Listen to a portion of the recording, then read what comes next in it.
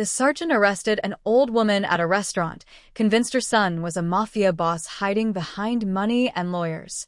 What he didn't know, the son was actually a defense attorney who'd overturned 37 wrongful convictions.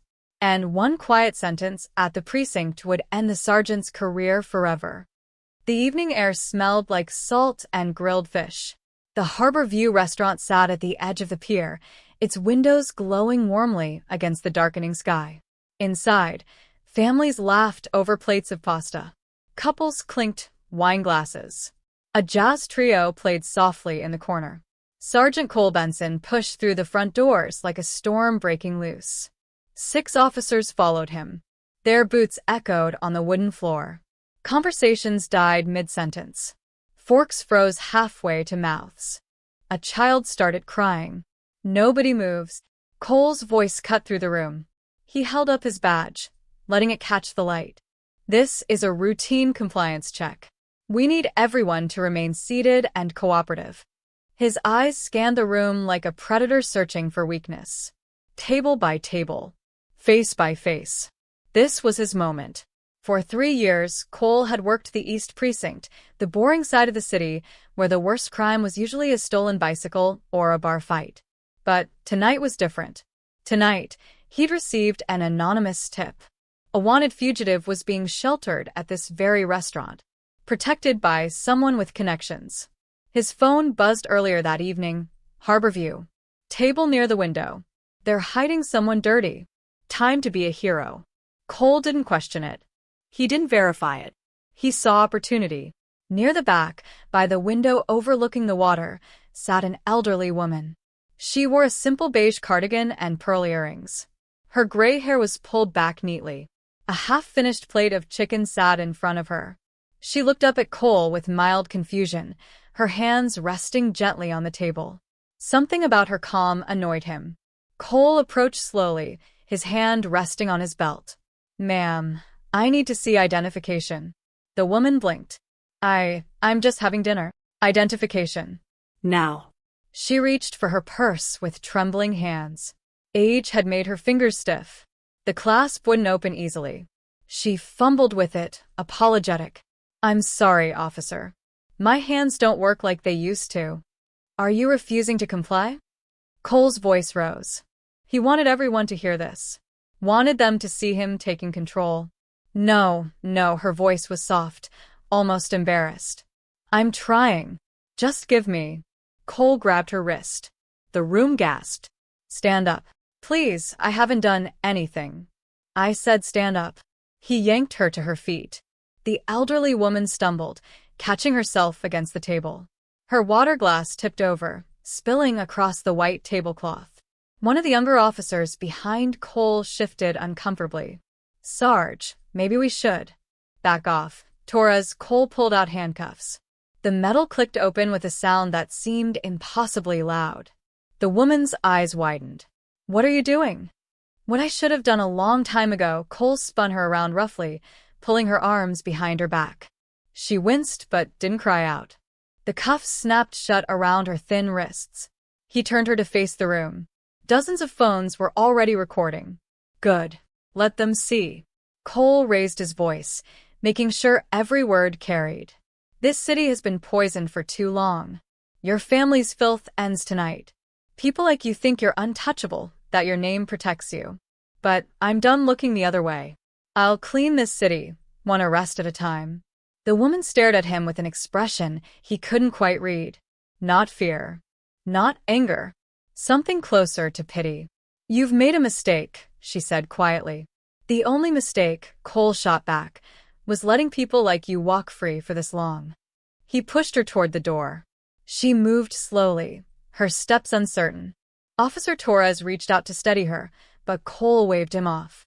"Let her walk on her own. She's tougher than she looks." Outside, the flashing lights of patrol cars painted the pier in alternating red and blue. Onlookers had gathered. Some recorded on their phones. Others whispered to each other.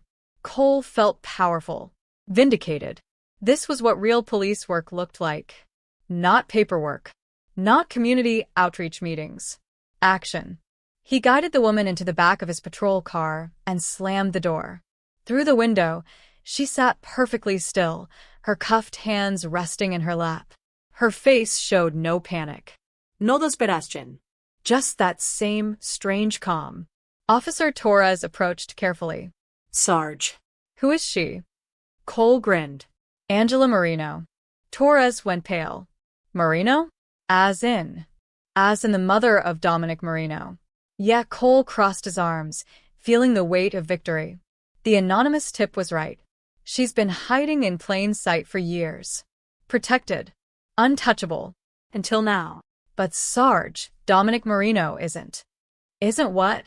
A criminal? His whole family is dirty, Torres. Everyone knows it. They just hide behind lawyers and money. Cole slapped the roof of the car. Not anymore. Tonight, I sent a message. Nobody is above the law. Torres looked like he wanted to say something else but swallowed it down. He glanced at the growing crowd. At the cameras. At the woman sitting quietly in the back seat. I hope you know what you're doing, Torres muttered. Cole laughed. I know exactly what I'm doing. I'm becoming the cop this city needs. He climbed into the driver's seat. Through the rearview mirror, he could see Angela's reflection. She wasn't crying, wasn't begging. She just stared out the window at the water, her expression distant. You have the right to remain silent, Cole began, reciting the Miranda rights with satisfaction. Anything you say can and will be used against you. Angela didn't respond, didn't even seem to be listening. The engine roared to life. The patrol car pulled away from the pier, leaving behind a crowd of confused witnesses and a restaurant full of half-eaten meals. Cole didn't notice the way people were already typing furiously on their phones. Didn't see the videos uploading to social media with captions like police brutality and unlawful arrest. He was too busy imagining the promotion that would surely come. The commendations. The respect. All he saw was his own reflection in the windshield, a hero in uniform. He had no idea that in less than 5 days, that uniform would be stripped away.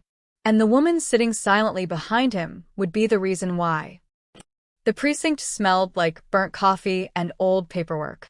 Fluorescent lights buzzed overhead, casting everything in a harsh, white glow. It was nearly 10 o'clock when Cole walked Angela Marino through the booking area. Officers looked up from their desks. Conversations paused. Eyes followed them. Cole felt their attention like warmth on his skin. This was respect. This was recognition. Benson got someone big, he heard someone whisper. He guided Angela to a metal chair beside the booking desk. She sat down carefully, her cuffed hands making it difficult to balance. She didn't complain. Didn't demand anything. Just sat there with that same unsettling composure. Desk Sergeant Miller looked up from his computer, his reading glasses sliding down his nose. Who do we have? Angela Marino. Cole said the name like it was a trophy. Miller's fingers froze over the keyboard. Marino? You're sure? Positive. Caught her at Harbor View Restaurant. She was sitting there like she owned the place. What's the charge? Cole hesitated for just a fraction of a second. Obstruction. Failure to comply. We'll add more once we dig into her background. Trust me, with a family like hers, there's plenty to find. Miller's expression didn't change, but something flickered behind his eyes. Doubt, maybe. Or concern. Did she resist arrest? She was uncooperative. From her chair, Angela spoke softly. I asked for time to open my purse. Nobody's talking to you, Cole snapped. He turned back to Miller. Process her. Full background check. I want every detail of her family connections documented. Miller nodded slowly and began typing. The keyboard clicks seemed louder than they should be. Angela shifted in her seat. May I make a phone call? I'd like to contact my son. You'll get your call. When I say you get your call, Cole leaned against the desk, arms crossed. This was his arrest. His rules. Please. He'll be worried. He should be worried. His mother just got arrested for the first time. Maybe the first of many. Cole smiled coldly. Though I doubt this is your first brush with the law. Is it? You people are just good at staying clean on paper. Angela met his eyes. There was no anger there. No fear. Just something that looked almost like sadness. You don't know anything about my family. I know enough. Behind him, the precinct doors opened. Officer Torres walked in with 3 younger officers who'd been part of the restaurant sweep. They gathered near the vending machines, speaking in low voices. Cole pushed off the desk and walked over to them, his chest puffed out. Gentlemen, tonight, you witnessed real police work.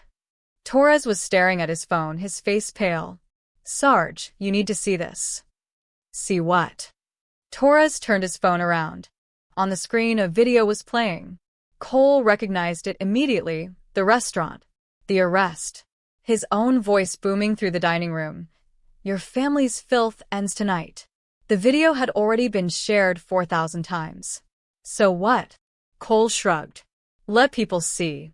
Let them know we're not afraid to do our jobs. The comments aren't good, Sarge. Torres scrolled down.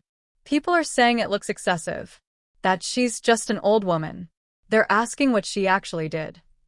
One of the younger officers, Chun, spoke up quietly. Sir, Dominic Marino isn't what you think. I don't care what any of you think, Cole's voice hardened. That woman in there? She raised a man who has blood money connections going back decades. The Marino name used to mean something in this city. Something dark. Just because they got smart and went legitimate doesn't erase history. But sir. But nothing, Chun. I've been doing this job for 15 years. I know who the real criminals are. They wear expensive suits now instead of brass knuckles, but there's still the same filth underneath. He glanced back at Angela, who sat quietly at the booking desk. And I just proved that nobody is untouchable. Not anymore. The officers exchanged glances, but said nothing. Torres pocketed his phone. I hope you're right, Sarge. I am right. You'll see. By tomorrow, the brass will be thanking me. Cole clapped Torres on the shoulder. This is how you build a career, gentlemen. By having the guts to do what others won't. He walked back toward the booking area, feeling invincible. Miller had finished processing. She's logged. Cell 3 is open. Cole nodded. Good. Let her sit for a while. Think about her choices. Angela stood up slowly when he approached. My son. We'll find out soon enough. Cole gestured toward the hallway leading to the holding cells. Let's go. As they walked down the corridor, their footsteps echoing off concrete walls, Angela spoke one more time. Her voice was barely above a whisper, but it carried weight. He's a good man, you know. My Dominic. Better than most. You'll see that soon. Cole laughed. Sure he is. That's why his mother gets arrested and doesn't even seem surprised. I'm not surprised, Angela said quietly, because I've seen officers like you before. Men who think the badge makes them judge and jury. Cole stopped walking, turned to face her. The badge makes me responsible for keeping this city safe. From people like your family. Angela looked at him with those sad, knowing eyes. Then I hope you're prepared for what comes next, Sergeant. Because my son doesn't break the law to fight battles. What's that supposed to mean? It means, she said softly, he uses it. Cole felt a flicker of something cold in his chest. But he pushed it away and shoved her gently toward the cell. The metal door clanged shut. And somewhere across the city, Dominic Marino's phone was ringing. The black Mercedes pulled into the precinct parking lot at 11:47 p.m. No screeching tires. No dramatic entrance. Just a smooth, quiet stop under the flickering streetlight. Dominic Marino stepped out. He was tall, lean, and dressed in a charcoal suit that probably cost more than most officers made in a month. His dark hair was graying at the temples. His face was calm, not angry, not worried. Just focused. Behind him, 2 people emerged from the car. A woman in her 40s carrying a leather briefcase and a younger man with wire-rimmed glasses and a tablet. His lawyers. They crossed the parking lot in silence. Dominic's shoes clicked against the pavement with measured precision. He wasn't rushing, wasn't storming. He walked like a man who knew exactly what he was doing. Inside the precinct, Officer Torres saw them first through the glass doors. His stomach dropped. Sarge, he called out. He's here. Cole looked up from his desk where he'd been filling out arrest paperwork. Who's here? Dominic Marino. The room went quiet. Cole stood up slowly, smoothing down his uniform. Good. Let him come. Let him see that his family name didn't scare everyone. He walked toward the entrance, planting himself in the middle of the lobby like a wall. The doors opened. Dominic walked in first. His eyes swept the room once, taking in every officer, every camera, every detail. Then they settled on Cole. Sergeant Benson, his voice was smooth. Professional. Not a hint of aggression. That's right, Cole crossed his arms. And you must be the son. I am. Dominic extended his hand. Cole stared at it, but didn't move. After a moment, Dominic lowered his hand without reaction. No embarrassment. No frustration. Just acknowledgement. I'm here for my mother, Angela Marino. I understand she was brought in approximately 2 hours ago. She was arrested, Cole corrected, for obstruction and failure to comply with a lawful order. I see. Dominic's expression didn't change. May I ask what lawful order she failed to comply with?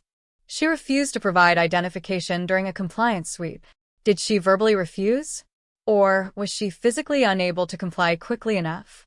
Cole felt heat rising in his chest. Are you interrogating me? No, Sergeant.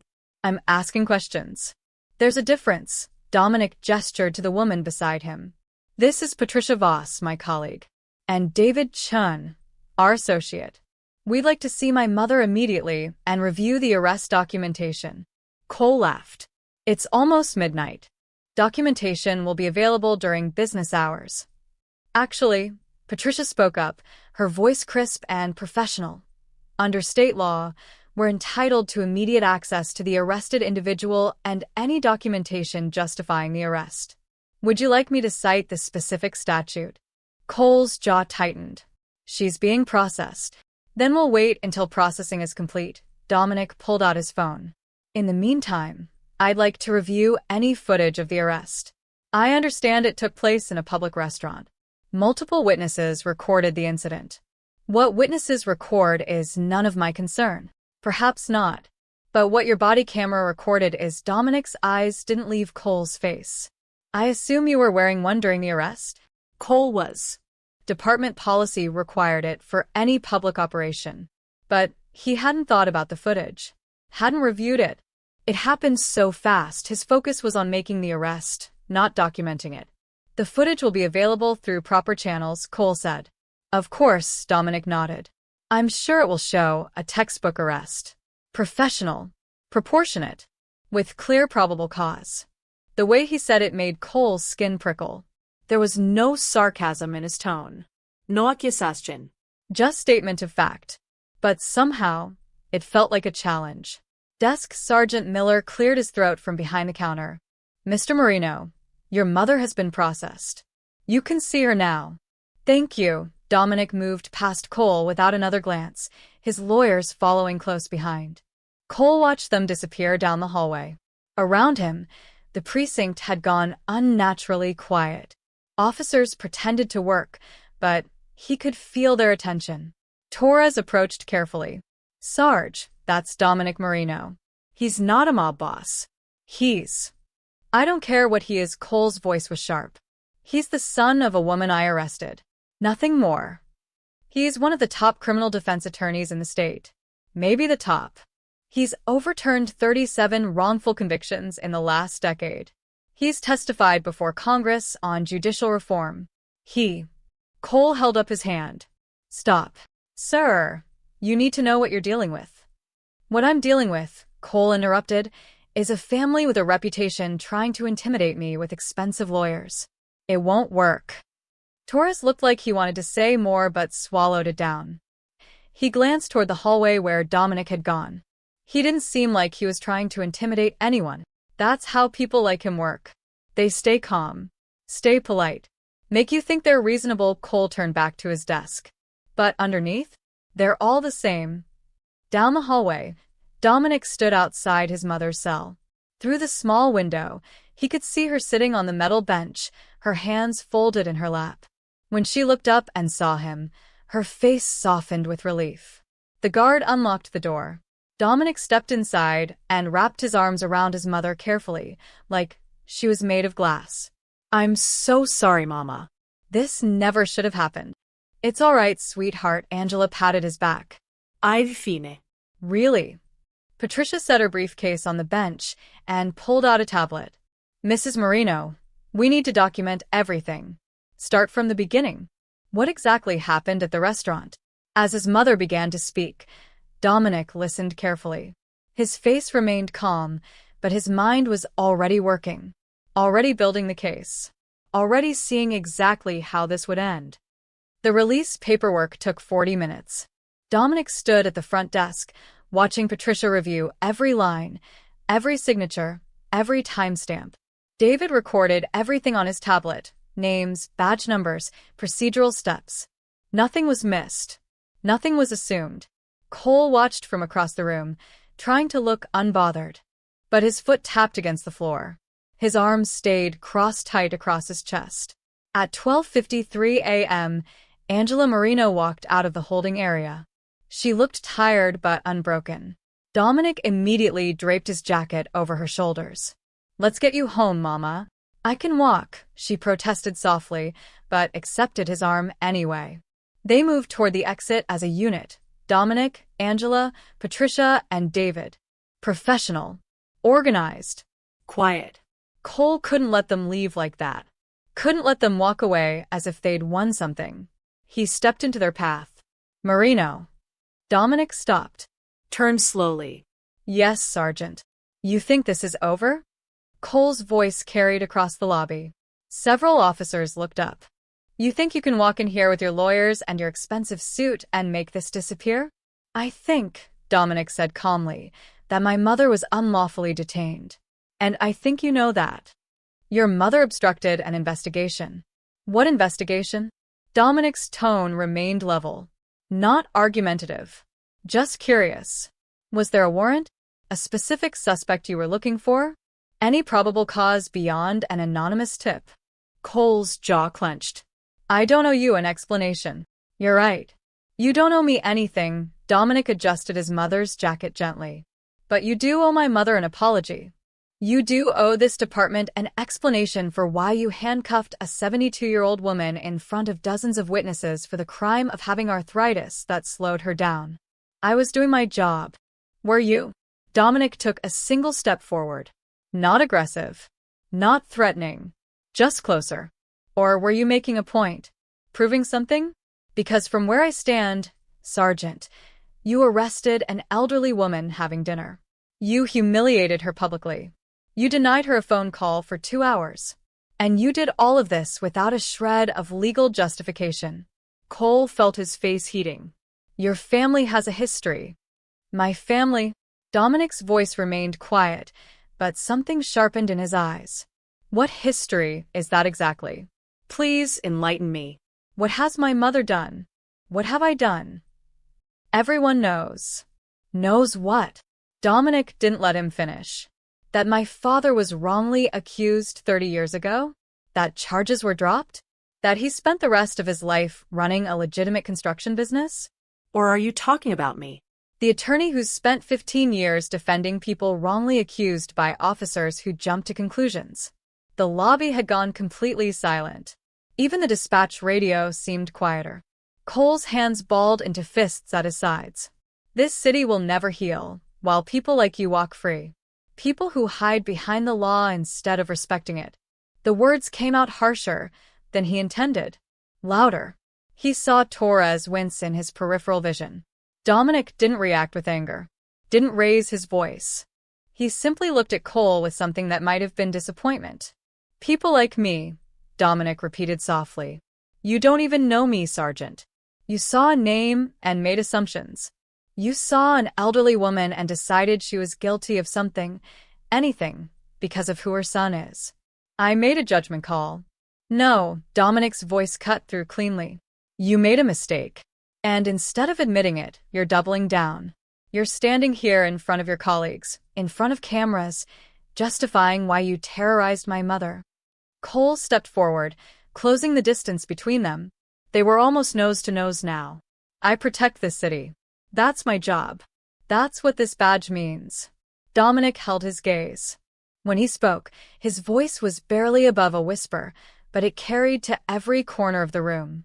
If protecting citizens feels like a burden to you, Sergeant, if showing basic human decency to an elderly woman is something you struggle with, then maybe it's you who shouldn't be wearing that badge. The words landed like a physical blow. Cole froze. His mouth opened, but nothing came out. Around them, phones were already up, recording.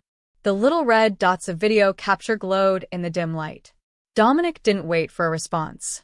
He guided his mother around Cole and toward the door.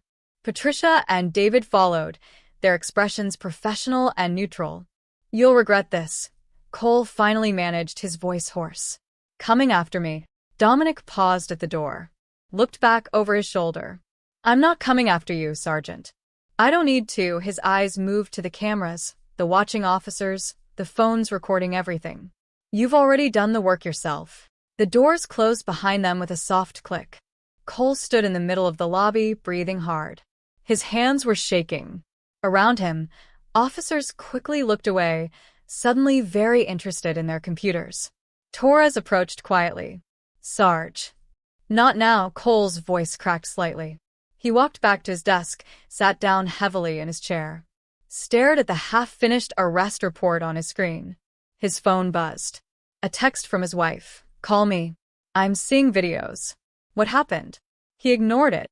On the desk, his radio crackled with routine calls. The precinct slowly returned to its normal rhythm.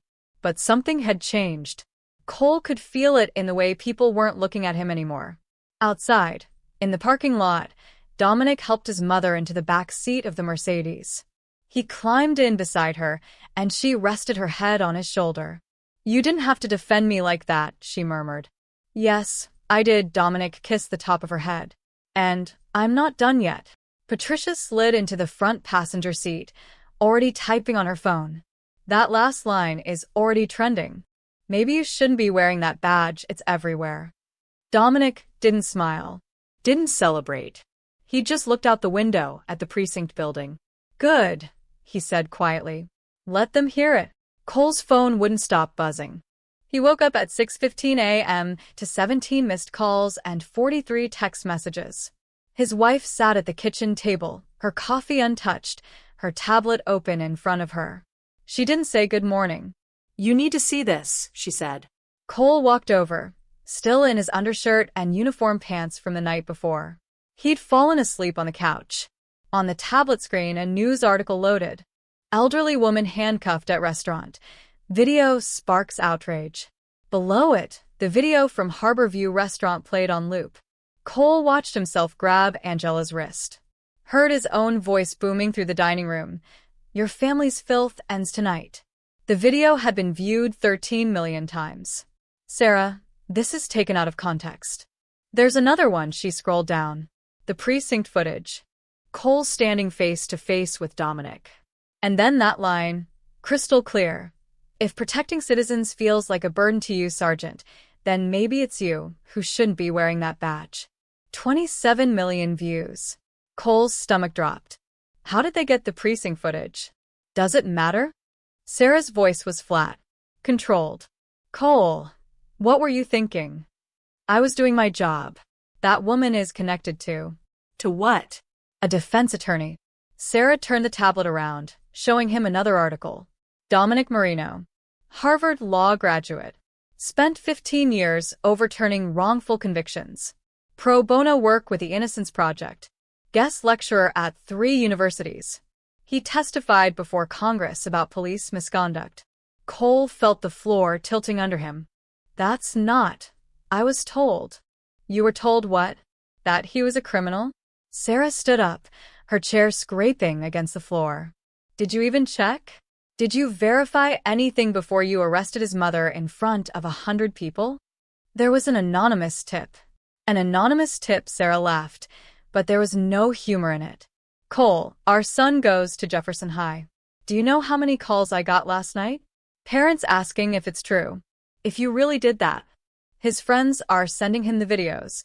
Cole's chest tightened. "Where is Marcus?" "In his room." "He won't come out." Sarah grabbed her purse. "I'm going to work. Try not to make this worse." The door closed behind her.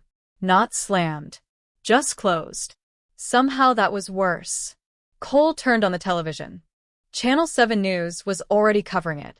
A young reporter stood outside the Harbor View restaurant. Incident has reignited debate about police conduct and racial profiling. While Angela Marino is white, critics say this arrest shows a pattern of law enforcement targeting individuals based on family connections and assumptions rather than evidence. The screen cut to interview footage. A woman who'd been dining at the restaurant. She was just sitting there. She looked scared. He grabbed her like she was dangerous. She's someone's grandmother. Another witness. The cop kept saying things about her family, about cleaning the city. It felt personal, like he had a vendetta. Then the anchor appeared, seated at the news desk. We reached out to Sergeant Cole Benson for comment, but have not received a response.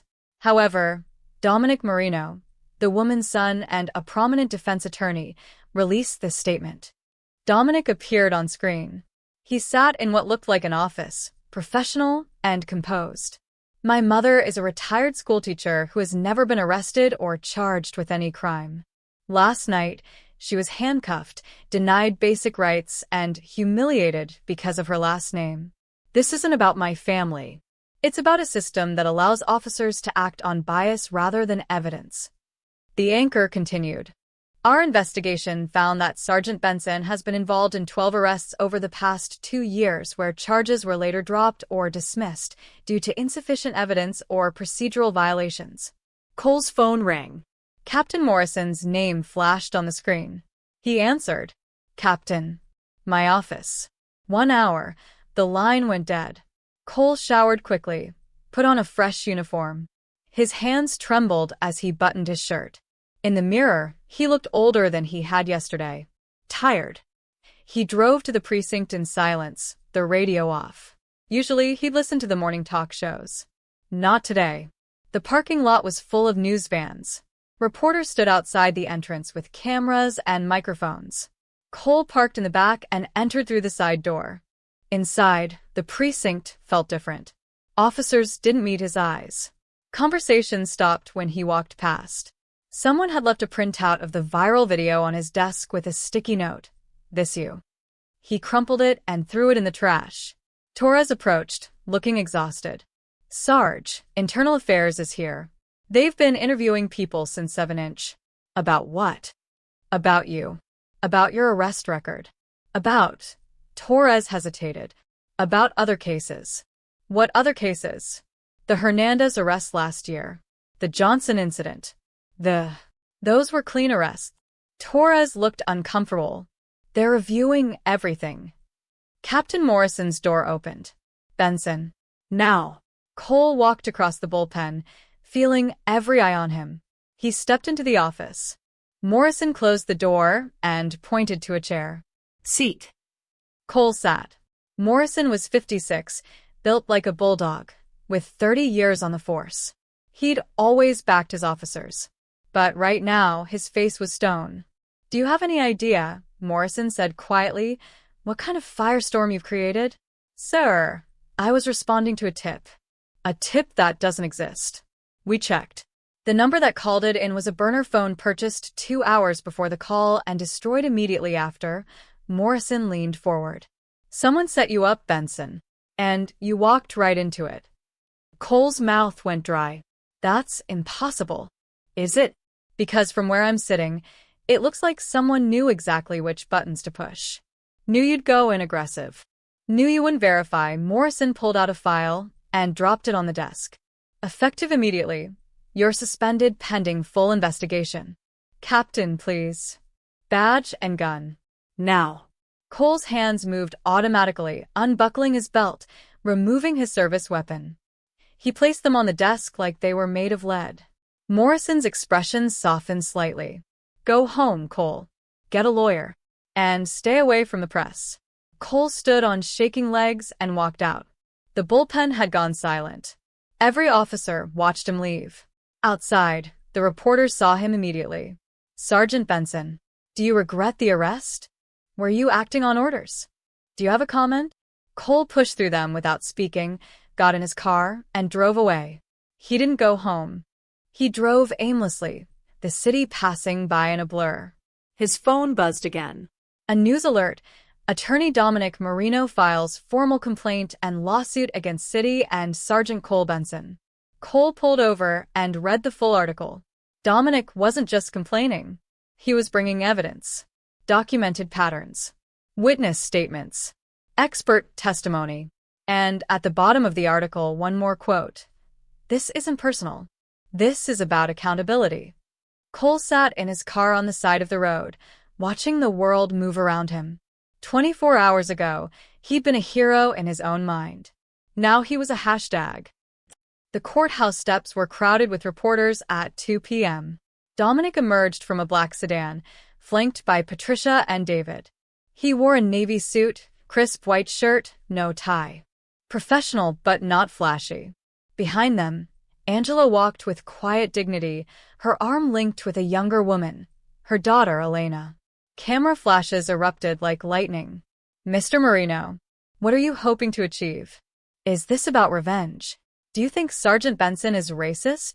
Dominic stopped at the microphone stand someone had set up. He waited patiently for the noise to settle.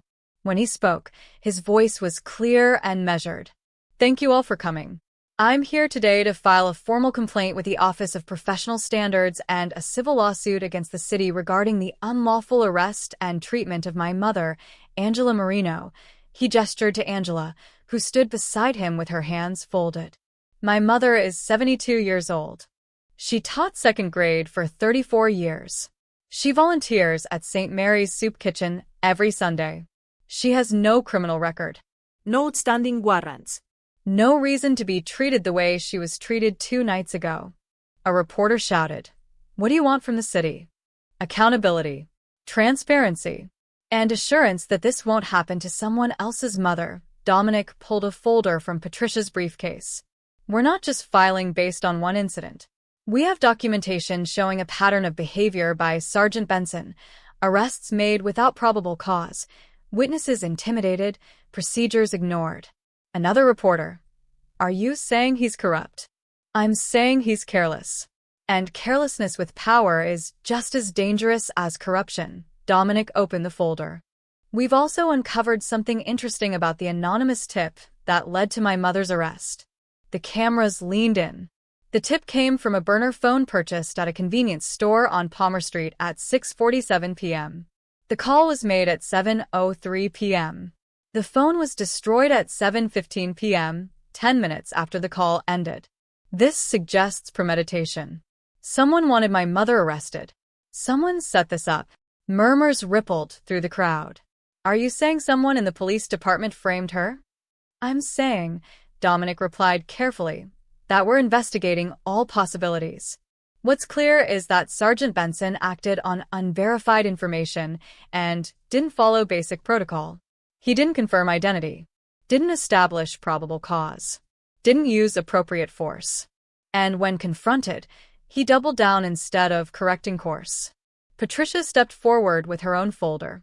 "We're also requesting an independent review of 12 other arrests made by Sergeant Benson over the past 2 years. In 9 of those cases, charges were dropped or dismissed. In 7, complaints were filed but never investigated. We believe there's a systemic issue that needs addressing." David held up his tablet, showing a graph. "This data shows arrest patterns compared to conviction rates. Sergeant Benson's conviction rate is 31%, significantly below the departmental average of 68%. This suggests he's either arresting the wrong people or fabricating probable cause." A reporter called out, "Mr. Marino, some people are saying this is personal, that you're using your legal expertise to go after a cop who is just doing his job." Dominic's expression didn't change. "If my mother had broken the law, I would accept that. If she'd resisted arrest, refused to cooperate, posed any threat, I would understand. But she did none of those things. She asked for time to open her purse. That's not a crime. That's arthritis." He paused, letting that sink in. This isn't about revenge. It's about ensuring that officers understand the weight of their authority. A badge is a responsibility, not a license to act on personal bias. Angela spoke then, her voice soft but steady. I don't want Sergeant Benson's life destroyed. I want him to understand what he did. I want the system to work the way it's supposed to work. The reporters scribbled frantically. Dominic continued. We're also filing a public records request for all body camera footage from that night, all arrest records related to Sergeant Benson, and all internal complaints filed against him. We believe in transparency. If the department has nothing to hide, they should have no problem releasing these documents. What if they refuse? Someone shouted. Then we'll compel them through the courts. Dominic closed his folder. I've spent 15 years defending people who were failed by this system. People who couldn't afford lawyers. People who didn't know their rights. My mother had me. She had resources. But what about everyone else? What about the people Sergeant Benson arrested who didn't have anyone to fight for them? The crowd went silent.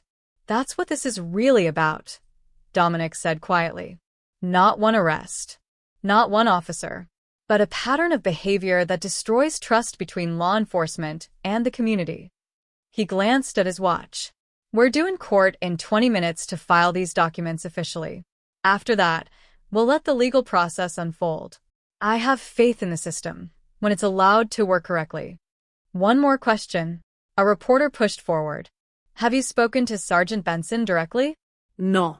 And I don't intend to. This isn't personal communication. This is legal process. Dominic put his hand on his mother's shoulder. My mother taught me that the law exists to protect everyone, not just the powerful, not just the connected, but everyone. Today, we're proving that. He guided Angela toward the courthouse entrance. Patricia and David followed, carrying briefcases full of evidence. Inside, the lobby echoed with footsteps. They passed through security and headed toward the clerk's office on the 3rd floor. Elena walked beside her mother. You okay, Mama? I'm fine, sweetheart. Just tired. Angela smiled faintly. Your brother always did take things seriously. He learned it from you, Elena said. At the clerk's office, Dominic presented their documents. The clerk, a middle-aged woman with reading glasses, reviewed them carefully. This is quite comprehensive, Mr. Marino. It needs to be. Dominic signed the required forms. We're not making accusations lightly. I can see that she stamped the documents officially. These will be processed within 48 hours. The department will be notified. Thank you. As they left the courthouse through a side exit to avoid the remaining reporters, Patricia checked her phone. Cole Benson's lawyer just released a statement. He's calling this a targeted attack by a vendetta-driven attorney. Dominic didn't react. Let him say what he wants. We have facts. He has excuses. They reached the car. Before getting in, Dominic looked back at the courthouse, a building where he'd won dozens of cases, freed innocent people, challenged corrupt systems. Today felt different. Today was personal, but it was also right. Let's go home, he said quietly. As they drove away, news vans were already rushing toward the police station for comment. The story was spreading faster than anyone could contain. And in his living room, Cole Benson watched the coverage with growing horror, realizing that this wasn't going away. This was just beginning. The Internal Affairs office smelled like stale coffee and stress. Lieutenant Rebecca Marsh sat behind a gray metal desk, her recorder running, her notepad filling with details. She'd been with IA for 8 years and had seen plenty of bad cops. But something about the Benson case felt different. It felt orchestrated.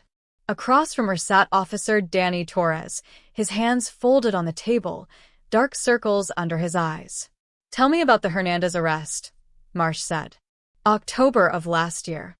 Torres exhaled slowly. We got a tip. Anonymous, just like the Marino thing. Sarge said there was a drug dealer operating out of an apartment on 5th Street. We went in heavy. Define heavy. 6 officers. Battering ram. Full tactical approach. Torres rubbed his face. We broke down the door at 6 a.m. Hernandez was asleep on the couch. His kids were screaming. We tore the place apart looking for drugs. Did you find any? No. Nothing. Not even marijuana. Hernandez worked night shift at a warehouse. He'd just gotten home. His wife was terrified. The kids were crying. Torres looked down. Sarge kept saying the drugs had to be there, that someone must have tipped Hernandez off. But there was nothing. Marsh made notes. What happened to the case? Charges dropped. City settled quietly. Paid for the door and some therapy for the kids. Torres met her eyes. But here's the thing, I checked the tip line records later. That call? Same pattern. Burner phone. Purchased an hour before. Destroyed right after. Marsh's pen stopped moving. You're saying someone set up Hernandez too? I'm saying it's weird. And it's not the only one. Torres pulled out his own notes, wrinkled papers he'd been carrying in his jacket. The Johnson incident. March. Anonymous tip about stolen property. We raided a mechanic shop. Found nothing.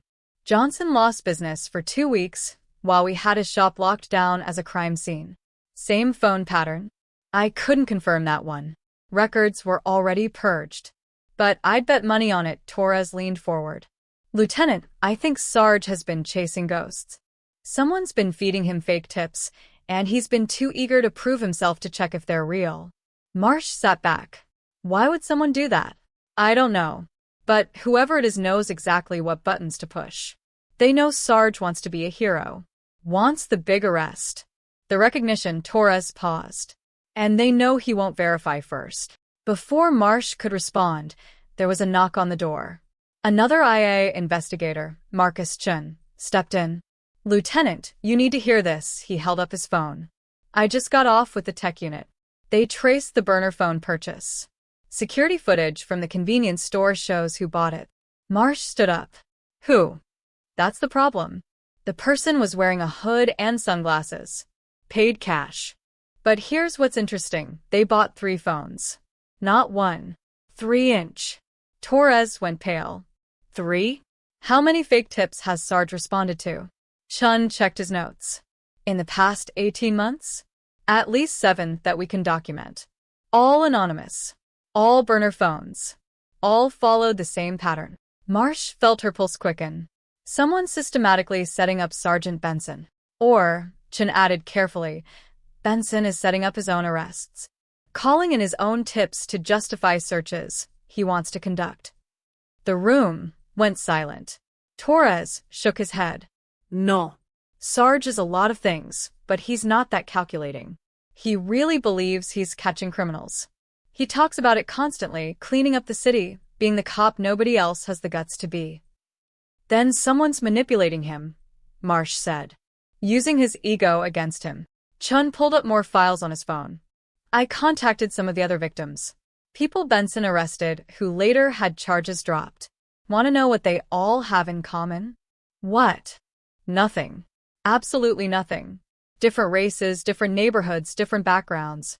The only connection is that they were all easy targets. People who couldn't afford good lawyers. People who wouldn't fight back hard. Except Angela Marino, Torres said quietly. Whoever made that call didn't know she had a son who'd fight back. Marsh paced the small office. So we have a pattern of false tips leading to unlawful arrests. We have an officer who acts on bad information without verification. And we have someone unknown who seems to be deliberately destroying Benson's career. Unless, Chin suggested, the point isn't to destroy Benson.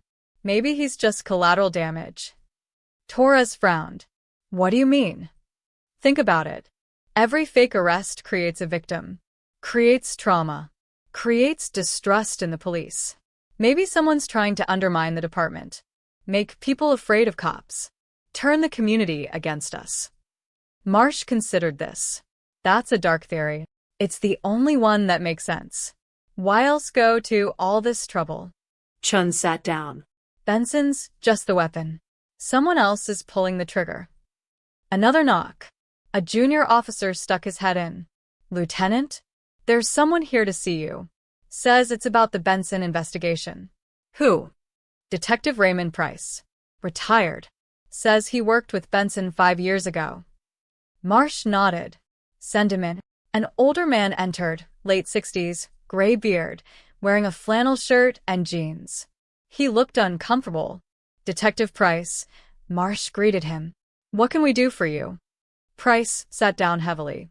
I saw the news about Cole. About the Marino arrest. And I figured it was time someone said something. Said what? Price looked at his hands. 5 years ago, I was Cole's training officer when he transferred to our precinct. He was eager. Too eager. He wanted the big cases, the headlines. One night, he asked me how to make opportunities happen. Marsh leaned forward. Meaning? Meaning how to create situations where he could be the hero. I told him that's not how good police work works. You respond to crime. You don't manufacture it. Price's voice grew quiet. A month later, I caught him in the evidence room going through old case files. Files on families with criminal histories. He said he was doing research. I reported it to my captain, but nothing happened. Cole got transferred to a different shift, and I retired 6 months later. Torres stared. He was researching targets. I think so. Families he could watch. People he could build cases against, whether they were guilty or not. Price looked up. When I saw him arrest that woman, Angela Marino, and heard him talk about her family's history, it clicked. He's been hunting ghosts for years. Trying to prove something. Marsh's jaw tightened. Why didn't you come forward sooner? Because I didn't have proof. Just suspicions. But now. Price gestured to the recorder. Now there's a pattern. Now there's evidence. And I can't stay quiet anymore. The room felt smaller suddenly. Chin spoke first. So Benson might be creating his own tips. Building his own cases. Using fake information to justify arrests he already wants to make. It would explain everything, Marsh said grimly. The burner phones. The lack of evidence. The pattern of targeting people with connections to old cases. Torres looked sick. I worked with him for 3 years. I trusted him. Don't blame yourself, Price said. Men like Cole are good at hiding what they are. They believe their own lies. Marsh turned off the recorder. Gentlemen, everything said here stays confidential until we build an airtight case. But I think we have enough to recommend termination and possible criminal charges. Outside, the sun was setting. News vans still crowded the precinct parking lot. And across the city, in his apartment, Cole Benson sat in darkness, his phone off, his television off, his world collapsing. He didn't know yet that the evidence was mounting. Didn't know that his past was catching up. All he knew was that somehow everything had gone wrong. And he still didn't understand why. Cole sat on his couch in the dark, staring at the wall. The apartment was silent except for the hum of the refrigerator and the occasional car passing outside. His phone lay face down on the coffee table, powered off. He couldn't look at it anymore. Couldn't read another message, another article, another comment calling him a disgrace. The front door opened. Sarah walked in carrying grocery bags, her face drawn and tired. She didn't look at him as she moved to the kitchen. Marcus still won't come out of his room, she said flatly, putting milk in the refrigerator. Cole didn't respond. Sarah slammed the refrigerator door harder than necessary. Did you hear me? I heard you. Your son hasn't eaten since yesterday. He won't go to school. His phone hasn't stopped buzzing with messages from classmates who saw the videos. She turned to face him. He's 16 years old, Cole. 16. And he's being bullied because of what you did. I was doing my job. Stop. Sarah's voice cracked. Stop saying that. You arrested an innocent woman. You humiliated her. You acted like a tyrant, and now the whole world knows it. Cole stood up, his fists clenched. You don't understand the pressure. Pressure?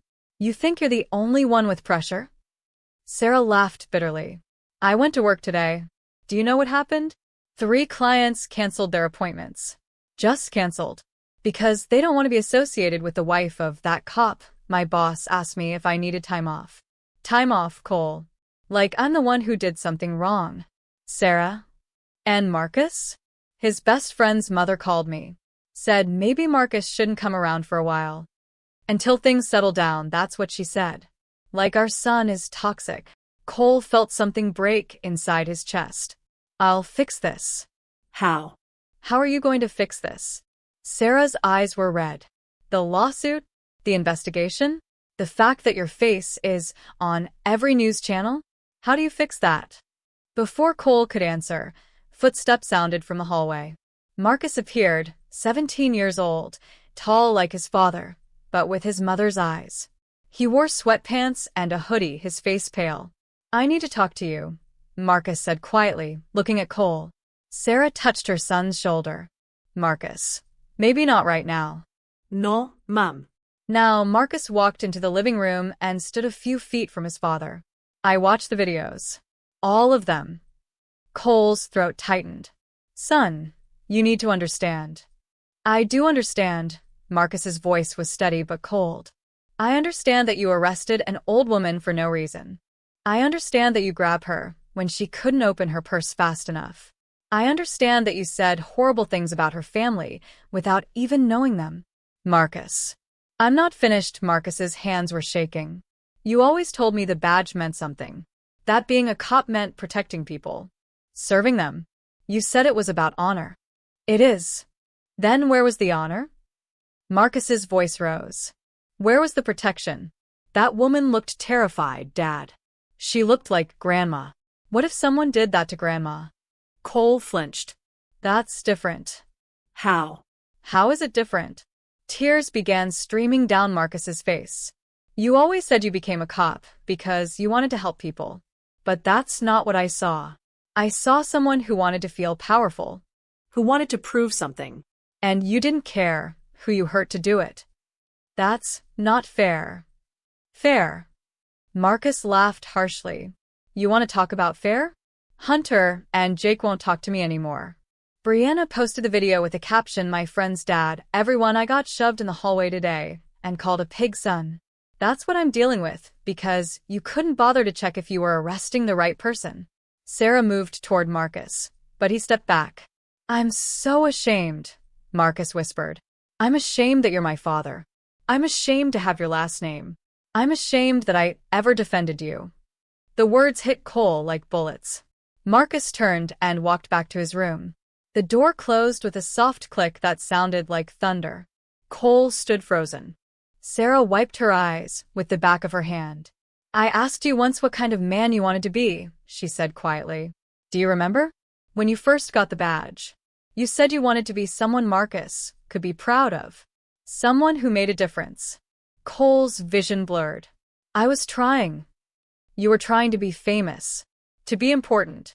To be respected." Sarah picked up her purse. "But respect doesn't come from a badge, Cole. It comes from how you treat people when you have power over them. And you failed that test." "Where are you going?" "To my sister's. Marcus and I both. We'll stay there for a while." She paused at the door. "I'm not leaving you." Not yet. "But I need space. And Marcus needs to not be here right now." "Sarah, please. Fix yourself, Cole." Figure out who you really are.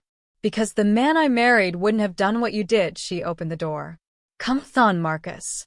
Marcus emerged with a backpack, his eyes not meeting his father's. They left together, and the door closed behind them. Cole stood alone in the silent apartment. He looked around, at the family photos on the wall, at Marcus's soccer trophy on the shelf, at the framed picture of his wedding day. Sarah smiling in her white dress.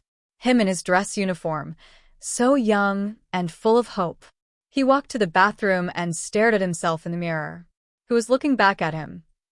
He'd always thought he knew. A protector. A warrior. Someone willing to do what others wouldn't. But now he saw something else. Someone angry.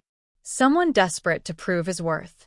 Someone who'd become so focused on being important that he'd forgotten why the job mattered in the first place. His phone buzzed from the living room. Against his better judgment, he walked over and turned it on. 47 new messages. Most from numbers he didn't recognize. He opened one at random. "You're a disgrace to the uniform." Another. "Hope you lose everything." Another. "People like you are why nobody trusts cops." He kept scrolling, each message driving the knife deeper. Then he saw one from an unknown number. "Check your email. You need to see this." Cole opened his email. The message had no text, just an attachment. A video file. He pressed play. It was security footage from the convenience store. Someone in a hood buying phones. Then another clip, same person, different angle. And another. But in the third clip, the persons had slipped for just a moment. Cole squinted at the grainy image, trying to make out the face. His blood ran cold. He knew that face. It was someone from the department. Someone he'd trusted. The video ended. A text message appeared on his phone from the same unknown number. "You were set up, but nobody will believe you now. Sleep well, Sergeant." Cole dropped the phone like it had burned him. Someone had been manipulating him, using him, destroying him from the inside. But who? And why? He sank onto the couch, his head in his hands. His career was over. His family was gone. His reputation was destroyed. And the worst part? He'd helped them do it. He'd been so eager to be a hero that he'd become the villain. Outside, sirens wailed in the distance. The city continued without him. Cole sat in the darkness, finally understanding what Dominic Marino had meant. Justice isn't about force. It's about responsibility. And Cole had abandoned his responsibility the moment he decided his need to feel important mattered more than the truth. The realization came too late. Everything was already gone. The community center gym smelled like floor polish and hope. Dominic stood at the front of the room, watching 30 teenagers settle into folding chairs. They wore everything from private school uniforms to street clothes, a mix of backgrounds brought together by the youth legal outreach program he'd founded 5 years ago. Behind him, a banner read, "Know your rights, change your future." Angela sat in the back row, quietly proud, her hands folded in her lap. She always came to these sessions when she could. Said it reminded her of her teaching days. "Good afternoon, everyone," Dominic began. "Thank you for being here. I know you all have better things to do on a Thursday afternoon than listen to a lawyer talk." A few kids laughed. "But I want to tell you a story. A true one. About why I do what I do." Dominic walked to the edge of the small stage, making himself more level with them. "When I was 12 years old, my father was arrested." The room went quiet. His name was Vincent Marino. He ran a construction company. Small business, 20 employees, mostly union guys who'd worked for him for years. One day, police showed up at our house at dawn. 6 officers. They had a warrant. Dominic's voice stayed steady, but his eyes showed old pain. They said my father was part of an extortion ring, that he'd been threatening other contractors, taking bribes, tied to organized crime. A girl in the front row raised her hand. Was it true? No. None of it. But that didn't matter. Dominic sat on the edge of the stage. My father was Italian. His last name was Marino. That was enough for some people to make assumptions. The media called him a mob boss. Newspapers ran photos of him in handcuffs. Our family became a headline. "What happened?" a boy asked. The case fell apart in 6 weeks. Every piece of evidence was circumstantial or fabricated. A witness recanted. Documents were proven false. The charges were dropped. Dominic paused. But my father never recovered. His business closed. His reputation was destroyed. Men who'd worked for him for decades wouldn't return his calls. He died 4 years later. The doctors said it was a heart attack, but I think it was a broken heart. Angela dabbed at her eyes with a tissue. I became a lawyer because I watched my father get crushed by a system that was supposed to protect him. I watched how easy it is to destroy someone when you have power and they have none. Dominic looked at each face in the room. I promised myself I'd spend my life making sure that doesn't happen to other people. A girl in a hijab raised her hand. "Mr. Marino, we saw the news. About your mom. Are you okay?" Dominic smiled gently. I'm okay. My mother is okay. And that's actually why I'm telling you this story today. He stood up and walked to a whiteboard, picking up a marker. What happened to my mother last week was wrong. Legally, morally, procedurally wrong. But here's what's important. We had options. We had resources. We knew our rights. We had lawyers ready to help. He wrote on the board, "Knowledge equals power." Most people don't have that. And that's what people in authority count on. They count on you not knowing what they can and cannot do. So what can they do? A boy in a basketball jersey asked. Dominic spent the next 20 minutes walking them through scenarios. When police can and cannot search you. what to do if you're stopped on the street, how to document interactions, when to speak and when to stay silent. The kids asked questions. Real questions. Scared questions. What if they don't care about my rights? What if I can't afford a lawyer? What if nobody believes me? Dominic answered each one honestly. He didn't sugarcoat, didn't pretend the system always worked. But he also didn't let them lose hope. The law is a tool, he said finally. Like any tool, it can be used to build or to destroy. But it's the most powerful tool we have. More powerful than weapons. More powerful than money. Because when you know your rights, really know them, nobody can take them away. A quiet girl in the back raised her hand. Mr. Marino, are you angry? At the cop who arrested your mom? Dominic considered this carefully. I was angry. I'm human. But anger isn't useful. Anger makes you reactive, not strategic. He leaned against the desk. What I feel now is disappointed. Disappointed that an officer forgot his oath. Forgot that his job is to protect, not to punish. Forgot that everyone, even an old woman having dinner, deserves dignity. Are you trying to get him fired? No. I'm trying to get accountability. There's a difference. Dominic crossed his arms. I don't hate Sergeant Benson. I don't even know him. But I know his actions. And those actions had consequences for my mother, for other people he's arrested, for the community's trust in police. Those consequences need to be addressed. Another hand, what if the system protects him? What if nothing happens? Then we keep fighting. We document everything. We appeal. We organize. We use every legal tool available. Dominic's voice grew stronger. The thing about justice is that it's not about one case or one person. It's about building a system that works for everyone. That takes time, takes patience, takes people who refuse to give up. The session ended at 5 o'clock. Kids lined up to talk to Dominic one-on-one, asking about specific situations, about college, about law school. He gave each one his full attention. When the last student left, Angela approached. You sounded like your father today, she said softly. He would have been proud. Dominic hugged her. I learned from the best. Both of you. Are you really okay, sweetheart? With everything happening? Ai fine, Mama. This is what I do. What I was meant to do. He pulled back to look at her. Are you okay? Really? Angela smiled. I am. It was frightening, yes. But I raised you to fight for what's right. I can't very well fall apart when you're doing exactly that. They walked to the parking lot together. The evening sun painted the sky orange and purple. Dominic, Angela said as they reached her car, do you think Sergeant Benson understands yet? What he did wrong? I don't know. Maybe. Dominic opened her door. But understanding isn't enough. He needs to accept it. Own it. And that's the hardest part. Will you forgive him? Eventually? Dominic was quiet for a moment. Forgiveness isn't mine to give or withhold, Mama. This isn't personal. It's about principle. About making sure the system works. Your father used to say something similar, Angela said. He'd say, don't fight people. Fight problems. Wise man. He was. And so are you. She kissed his cheek. Drive safe, sweetheart. Dominic watched her drive away, then got in his own car. His phone buzzed. A text from Patricia.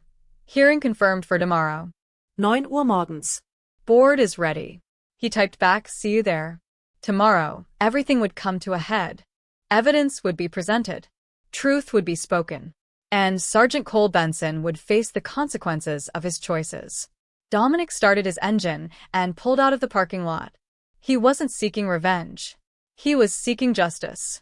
And sometimes those two things looked the same from the outside. But inside, where it mattered, they were completely different. The Public Safety Review Board hall was packed. Every seat filled. Reporters lined the back wall. Camera crews positioned themselves in designated areas. The air felt thick with anticipation. At the front, 5 board members sat behind a long mahogany table. Retired judges, community leaders, a civil rights advocate, and the city's former police commissioner. They looked serious, focused, weighed down by the responsibility they carried. Cole Benson sat at the respondent's table with his lawyer, a nervous-looking man named Gerald Sims who specialized in defending officers. Cole wore his best suit, but it hung on him awkwardly. He'd lost weight over the past week. His face was gaunt, his eyes hollow. Across the aisle, Dominic sat with Patricia and David, their table covered in organized files, tablets, and evidence folders. Angela sat in the front row of the public gallery, her daughter Elena beside her. At exactly 9 a.m., the board chairperson, Judge Meredith Cross, a black woman in her 60s with steel-gray hair, called the hearing to order.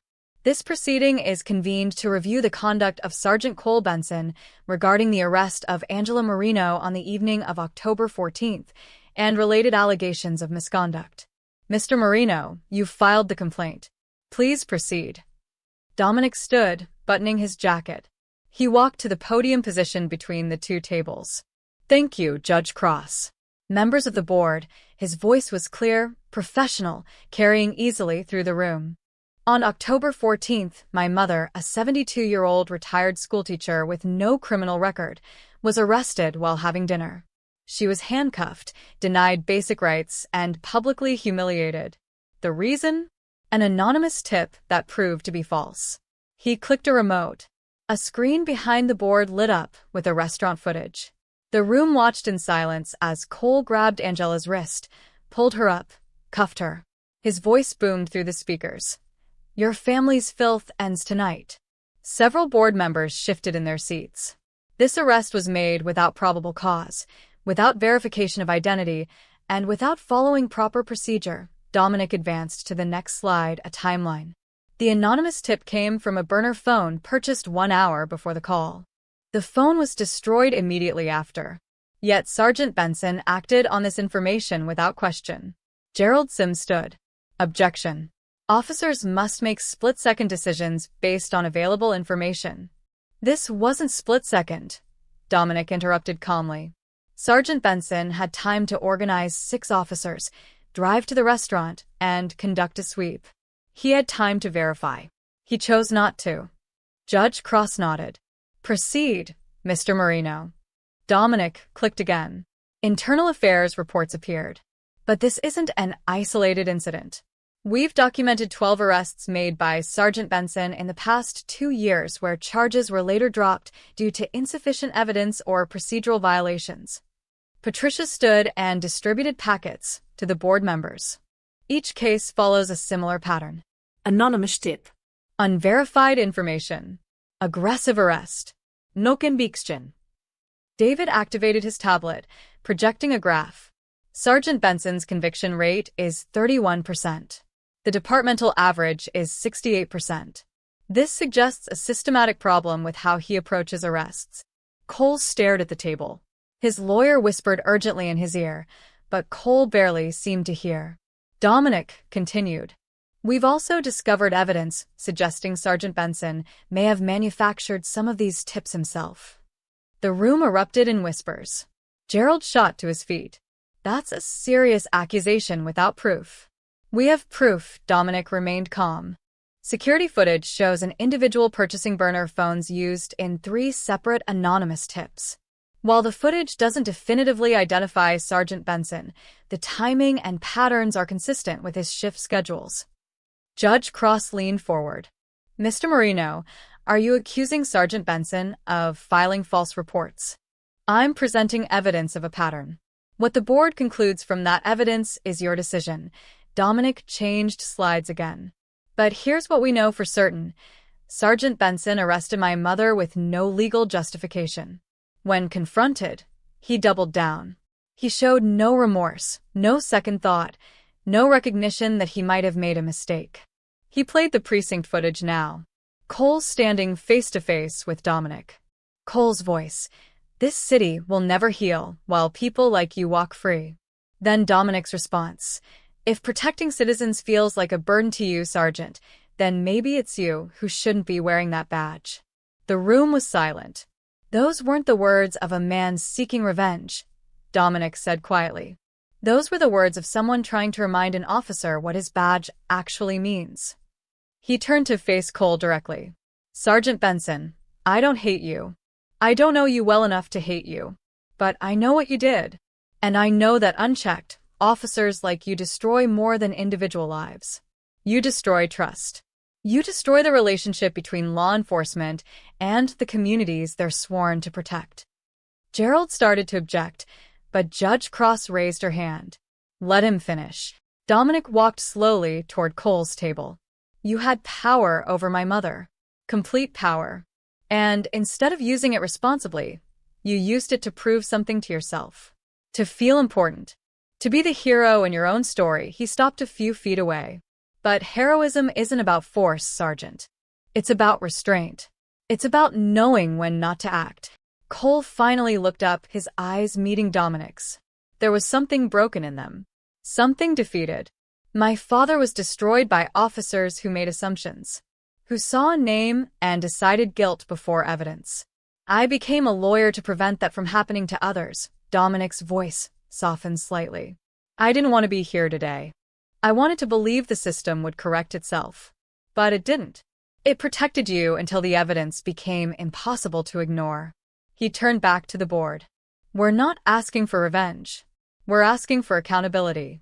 We're asking that the board recognize a pattern of conduct that violates the public trust and endangers innocent people. Dominic sat down. Judge Cross looked to Gerald.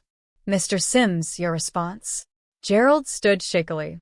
He tried to defend Cole, talked about stress, about difficult decisions, about the dangers officers face daily. But his arguments felt hollow against the weight of evidence. Then Judge Cross did something unexpected. Sergeant Benson, would you like to speak? Cole's lawyer grabbed his arm, whispering urgently. But Cole slowly stood. Sergeant, you don't have to, Gerald began. I know. Cole's voice was rough, barely recognizable. He walked to the podium. The room held its breath. Cole looked at the board, at the cameras, at Angela sitting quietly in the front row. I was wrong, he said simply.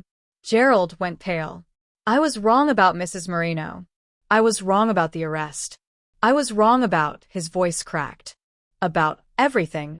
Angela's expression softened, but she remained silent. I wanted to be someone, Cole continued. Someone important. Someone respected. And I convinced myself that being aggressive meant being strong. That making arrests meant I was doing my job. He looked down. But I forgot the most important part.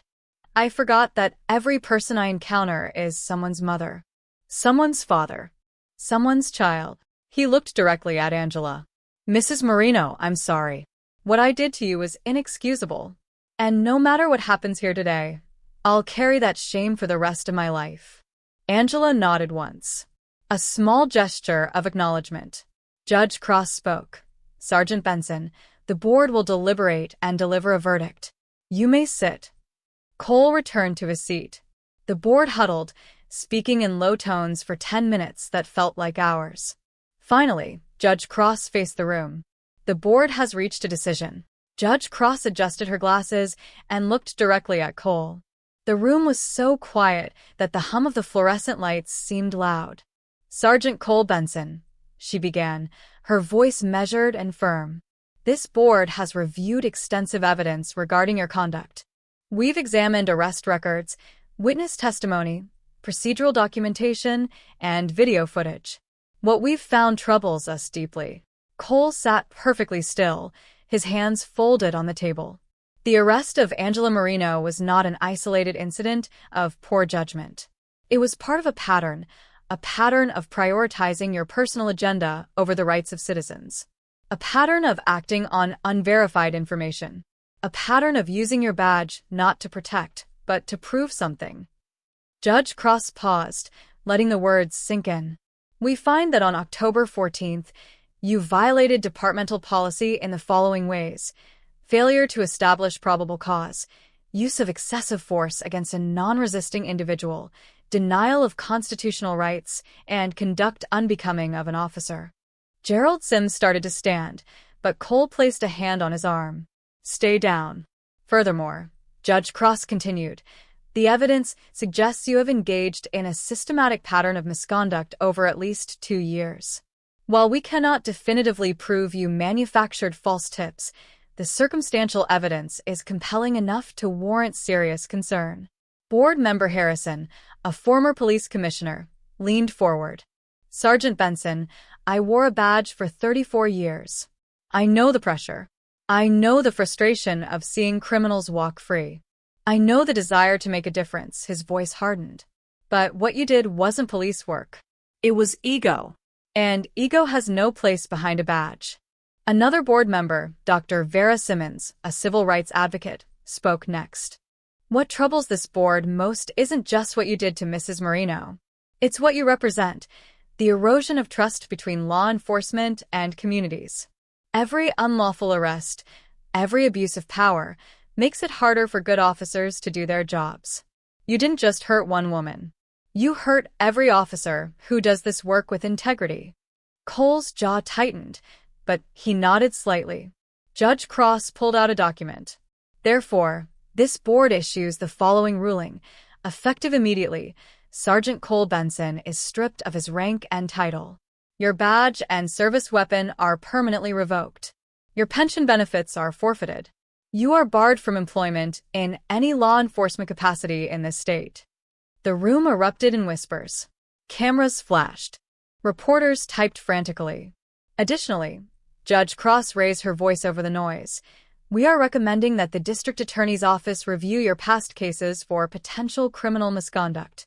We are also ordering the department to reopen and review all 12 arrests flagged in this investigation, with compensation provided to victims where appropriate. Gerald looked devastated.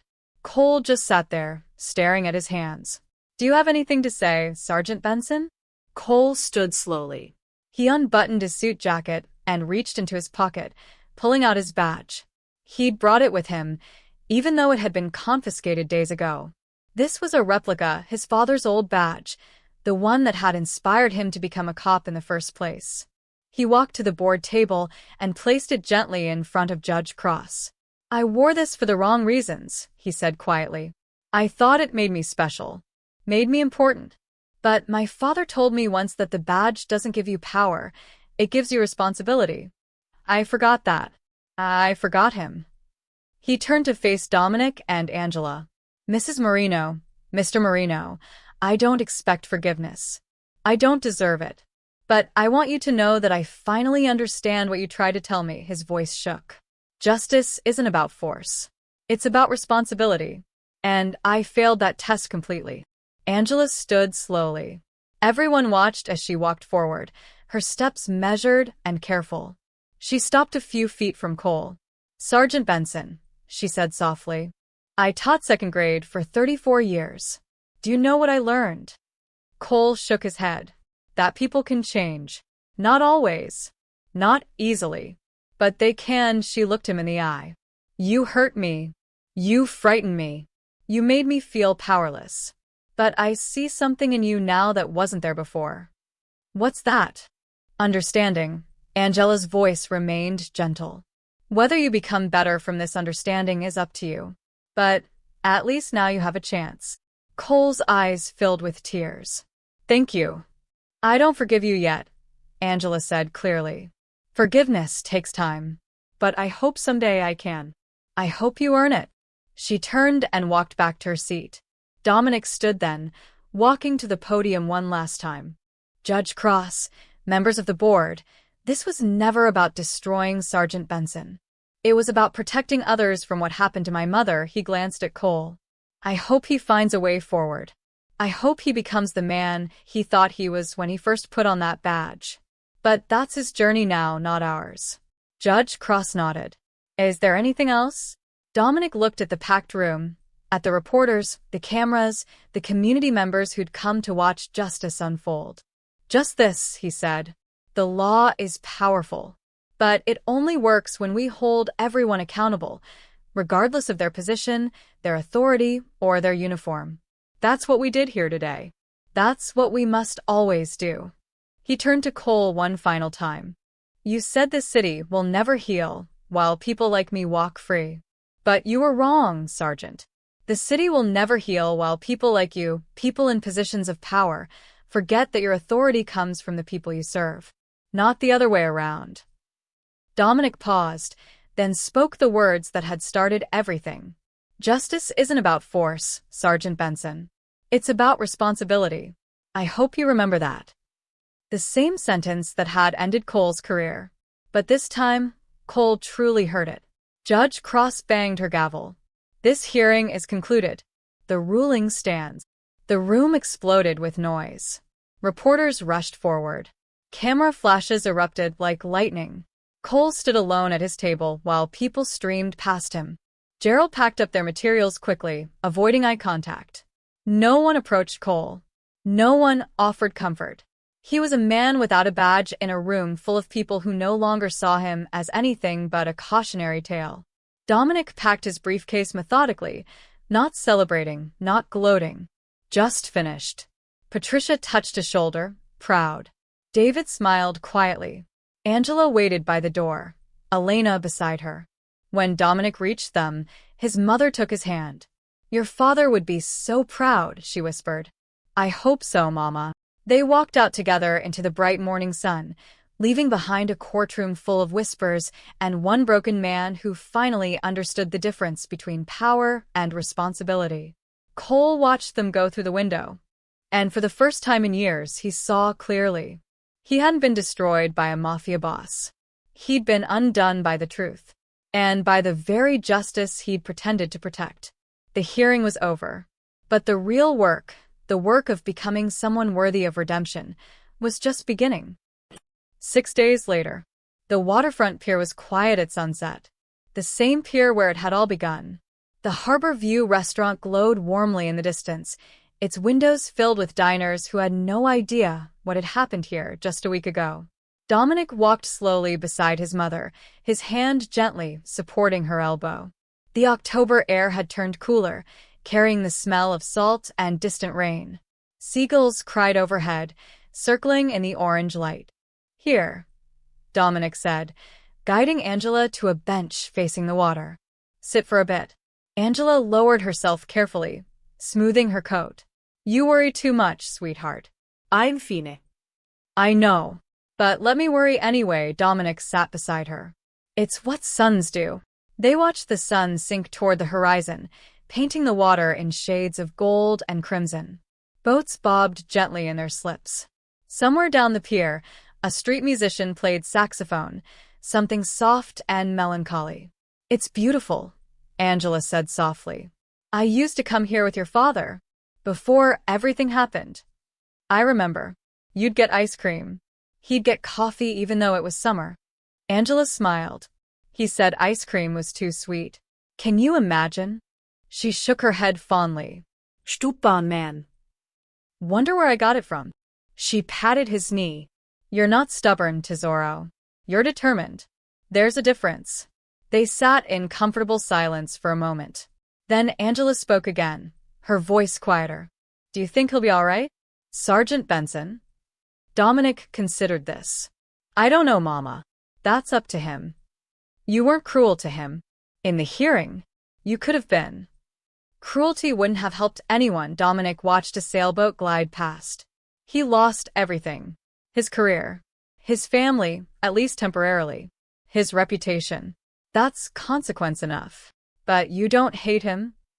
No. "I feel sorry for him." Dominic turned to look at his mother.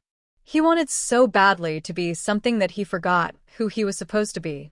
That's not evil. That's tragic. Angela was quiet for a long moment.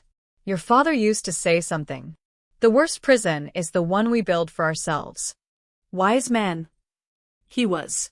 "And he'd be proud of you. Not because you won, but because you never forgot what you were fighting for." She squeezed his hand. "You didn't want revenge. You wanted justice. Those are different things." "They are." Dominic looked back at the water. "Though sometimes people can't tell them apart. The people who matter can tell." Across the water, faint police sirens echoed, the soundtrack of the city, constant and familiar. But here on the pier, the world felt quiet, peaceful. Dominic's phone buzzed. He glanced at it, a message from Patricia. "News coverage is mostly positive. 3 other victims of Benson's arrests have reached out for legal help." He typed back, "We'll help them. Pro bono if needed." Angela watched him work. More cases? Always more cases, Mama. The system doesn't fix itself overnight. But you helped fix a piece of it. That matters. Maybe Dominic pocketed his phone. Or maybe I just held someone accountable. That's not the same as fixing anything. It's a start. Down the pier, near the parking lot, a figure stood watching them. Dominic noticed him first, a man in civilian clothes, shoulders hunched, hands in his pockets.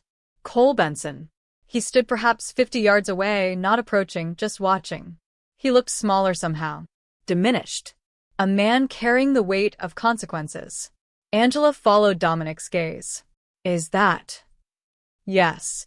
They watched Cole for a moment. He didn't move closer. Didn't wave or gesture. Just stood there, like he was trying to understand something, or maybe say goodbye to something. Should we go? Angela asked quietly. No. Let him have his moment, whatever it is. Cole stood for another minute, staring across the water. Then he turned and walked away, disappearing into the parking lot. An engine started. Headlights swept across the pier. Then nothing. What do you think he was doing here? Angela wondered. Maybe the same thing we are. Trying to make sense of it all, Dominic stood and offered his mother his hand. Come on. Let's get you home. Angela took his hand and rose slowly. They began walking back toward their car, their steps unhurried. Dominic, Angela said as they walked. What you said in that hearing, about how people in power forget where their authority comes from, do you really believe that can change? I have to, Mama. Otherwise, what's the point of any of this? But you've seen how hard it is. How much resistance there is. I have. But I've also seen change happen. Slowly. Person by person. Case by case, he opened the car door for her. Dad taught me that. You taught me that. That even when the system is broken, individual acts of courage matter. Angela settled into her seat. Your father would say I married a good man and raised a better one.